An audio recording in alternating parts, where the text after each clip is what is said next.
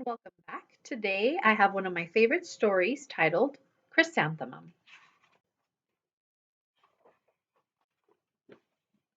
The day she was born was the happiest day in her parents' lives. She's perfect, said her mother. Absolutely, said her father. And she was. She was absolutely perfect. Her name must be everything she is, said her mother. Her name must be absolutely perfect, said her father. And it was. Chrysanthemum. Her parents named her Chrysanthemum. Chrysanthemum grew and grew and grew. And when she was old enough to appreciate it, Chrysanthemum loved her name.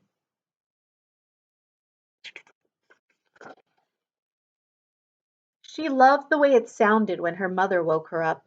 She loved the way it sounded when her father called her for dinner. And she loved the way it sounded when she whispered it to herself in the bathroom mirror. Chrysanthemum, chrysanthemum, chrysanthemum. Chrysanthemum loved the way her name looked when it was written with ink on an envelope. She loved the way it looked when it was written with icing on her birthday cake. And she loved the way it looked when she wrote it herself with her fat orange crayon. Chrysanthemum, chrysanthemum, chrysanthemum. Chrysanthemum thought her name was absolutely perfect. And then she started school. On the first day, Chrysanthemum wrote her sunniest dress and her brightest smile. She ran all the way. Hooray, said Chrysanthemum, school. But when Mrs. Chudd took roll call, everyone giggled upon hearing Chrysanthemum's name.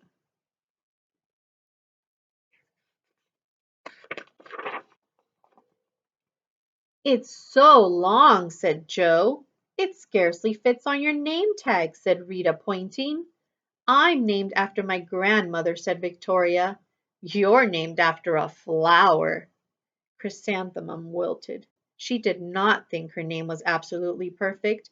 She thought it was absolutely dreadful. The rest of the day was not much better. During nap time, Victoria raised her hand and informed Mrs. Chudd that Chrysanthemum's name was spelled with 13 letters. That's exactly half as many letters as there are in the entire alphabet, Victoria explained. Thank you for sharing that with us, Victoria, said Mrs. Chudd. Now put your head down.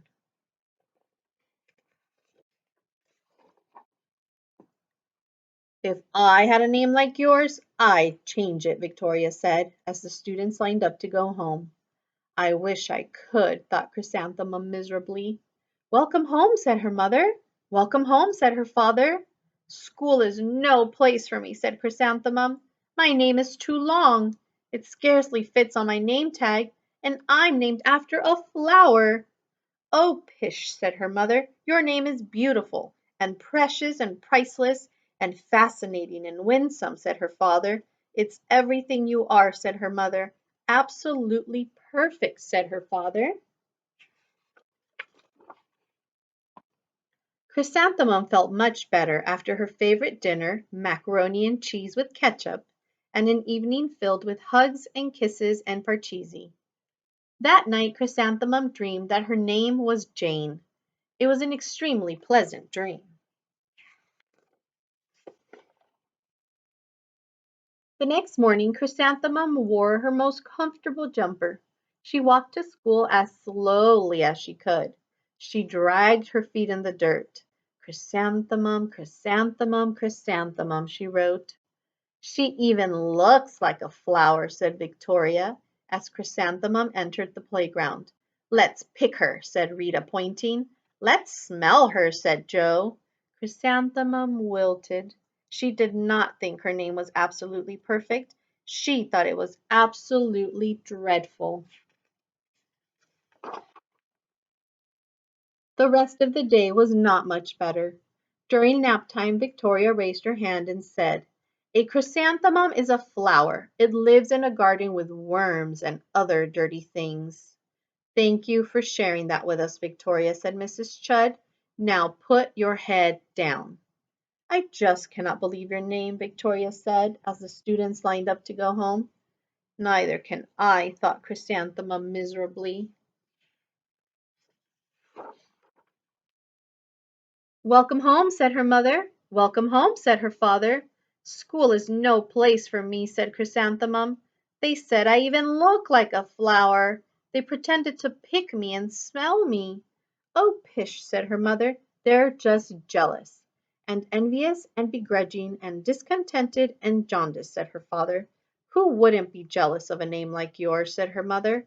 After all, it's absolutely perfect, said her father. Chrysanthemum felt a trifle better after her favorite dessert, chocolate cake with buttercream frosting, and another evening filled with hugs and kisses and parcheesi. That night Chrysanthemum dreamed that she really was a chrysanthemum. She sprouted leaves and petals.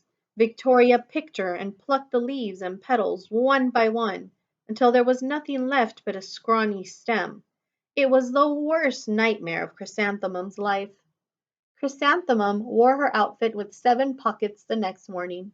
She loaded the pockets with her most prized possessions and her good luck charms.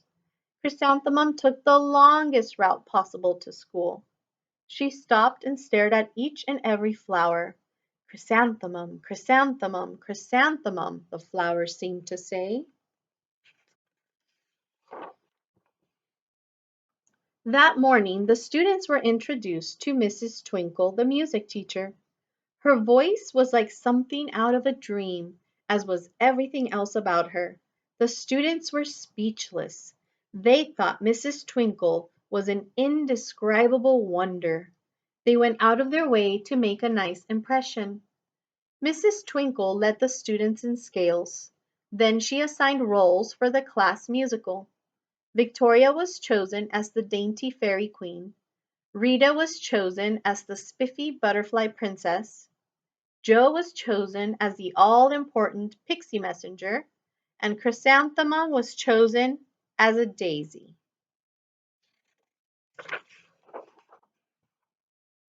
Chrysanthemum's a daisy! Chrysanthemum's a daisy! Jo, Rita, and Victoria chanted, thinking it was wildly funny. Chrysanthemum wilted. She did not think her name was absolutely perfect. She thought it was absolutely dreadful. "What's so humorous?" asked Mrs. Twinkle. "Chrysanthemum," was the answer. "Her name is so long," said Jo. "It scarcely fits on her name tag," said Rita, pointing. "I'm named after my grandmother," said Victoria. "She's named after a flower."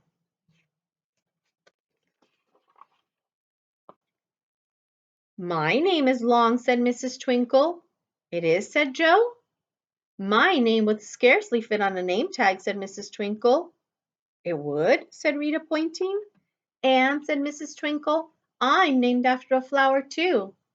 "You are?" said Victoria. "Yes," said Mrs. Twinkle. "My name is Delphinium, Delphinium Twinkle, and if my baby is a girl, I'm considering Chrysanthemum as a name. I think it's absolutely perfect." Chrysanthemum could scarcely believe her ears. She blushed, she beamed, she bloomed. Chrysanthemum, chrysanthemum, chrysanthemum.